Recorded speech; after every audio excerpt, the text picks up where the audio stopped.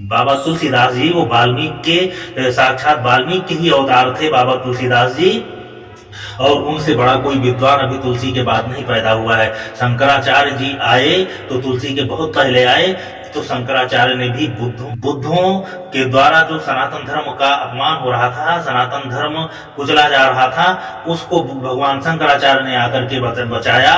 और अगर उस समय पुष्यमित्र शुंग जैसे वीर नहीं होते तो बुद्ध कब का इस सनातन धर्म का रौन करके चले जाते।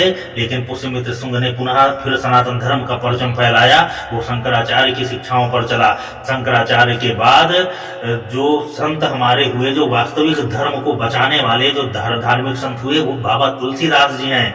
कबीरदास ने तो इतना पाखंड भर दिया कि सनातन धर्म के लोग ही सनातन से कट गए। उसने कहा माला फेरत जुग गया, गया न मन का फेर, कर का मन का डाल दी। उसने माला ही लोगों के हाथ रखवा दिया।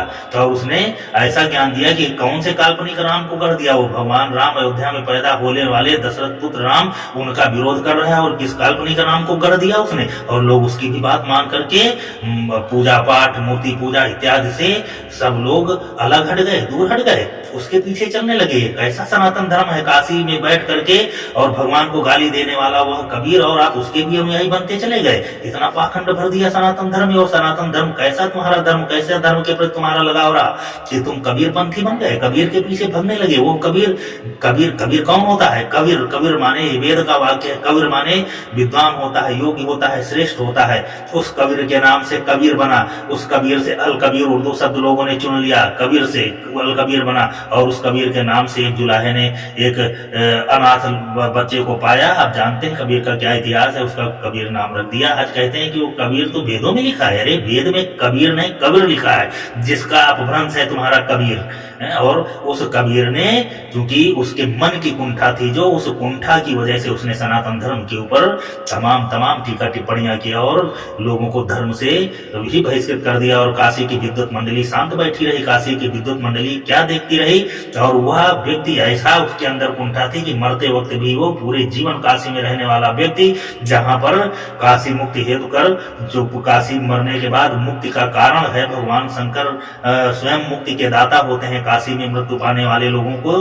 तो उस काशी को अपमानित करने के लिए वो मगहर में जाकर के अपने प्राण त्यागता है। और ऐसे व्यक्ति की भी जो पूजा अर्चना और उसके दोहों को गाने वाले सनातन धर्म के लोग हैं। अपने कथावाचक जो है अपने मंच पर बैठ करके, व्यास गद्दी पर बैठ करके कबीर के गुणगान करते हैं। ये धर्म का अहित नहीं कर रहे हैं तो और क्या कर रहे हैं?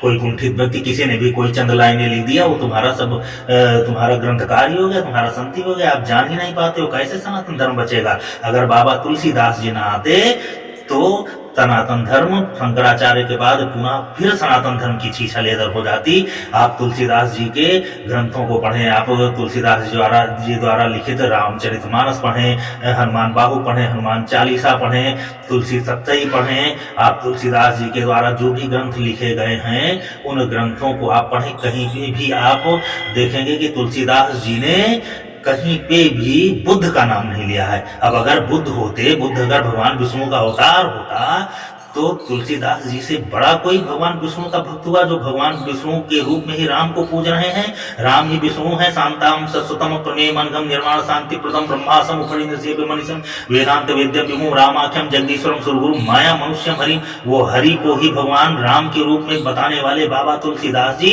अगर वो हरि का अवतार बुद्ध होता तो क्या नहीं बताते? लेकिन तुलसीदास जी ने कभी नहीं कहा कि, किसी भी ग्रंथ में नहीं कहा कि बुद्ध हरि का अवतार है, विष्णु का अवतार है, कभी नहीं कहा। लेकिन ये कथावाचक बुद्ध की कहानी